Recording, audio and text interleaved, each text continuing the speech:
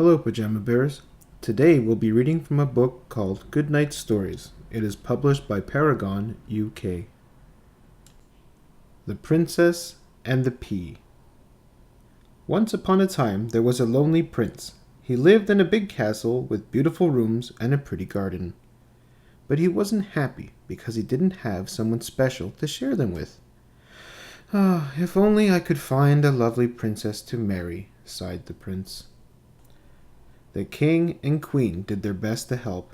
They held balls so the prince could meet princesses from all the nearby kingdoms. The prince danced with tall princesses and small princesses. He talked to loud princesses and proud princesses. He met all kinds of princesses, but none of them was quite right. After a while, the king and queen ran out of princesses for their son to meet. "Maybe it's time that you went looking for a bride," suggested the queen.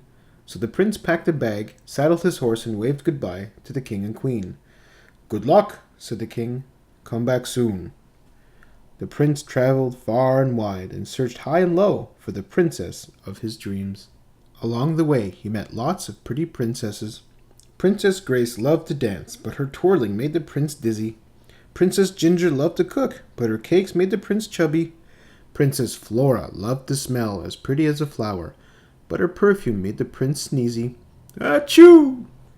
Maybe I'm just too fussy, thought the prince, but in his heart he knew he hadn't met the princess of his dreams, so he headed back to the castle. When he got home, the king and queen greeted the prince happily. "I haven't found a princess yet," he sniffed sadly. "I guess I never will."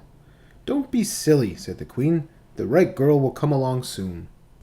That night there was a terrible storm. Thunder boomed so loudly that it rattled the castle's windows. Rattle, rattle-tattle, rattle. Lightning shook the table as the prince and his parents sat down to eat their dinner.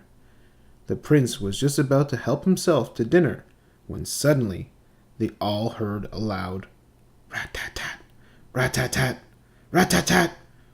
Someone was knocking on the door. "Who could be visiting us on a night like this?" asked the queen. The prince opened the door and found a very wet girl standing there. Raindrops ran down her muddy cloak, making a puddle at her feet. The girl pushed back her hood and wild curls tumbled out. "Hello," she said with a smile. "I got lost on my way home and wondered if I could stay here for the night. My name is Princess Polly." She didn't look much like a princess, but princes must always be polite, so he invited her inside. Soon the princess was warm and dry. All night long, rain fell, plippity-plop, on the castle roof, but the prince hardly noticed because he was too busy talking to Princess Polly. She was pretty and funny and kind. Princess Polly was everything the prince had hoped to find in a princess. By the end of the evening, the prince had fallen in love. But the queen wanted to be sure that the girl really was a princess. The queen told the servants to pile a bed high with mattresses. They heaped one on top of another until they had no mattresses left. Then they placed a pillow and a blanket right at the top. Underneath the mattress, at the very bottom, the queen placed a teeny tiny pea. Only a real princess would be able to feel something so small through all those mattresses. When the queen showed Princess Polly to her bedroom, the girl gazed up at the tower of mattresses, but didn't say anything. She was just grateful to have a bed for the evening. "Good night," said Princess Polly. "Sleep tight," whispered the queen.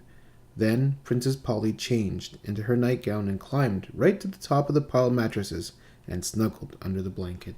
The next morning, Princess Polly came down to breakfast with dark circles under her eyes, and she let out a great big yawn. "How did you sleep, my dear?" asked the queen. Princess Polly burst into tears. "I'm afraid I couldn't sleep a wink.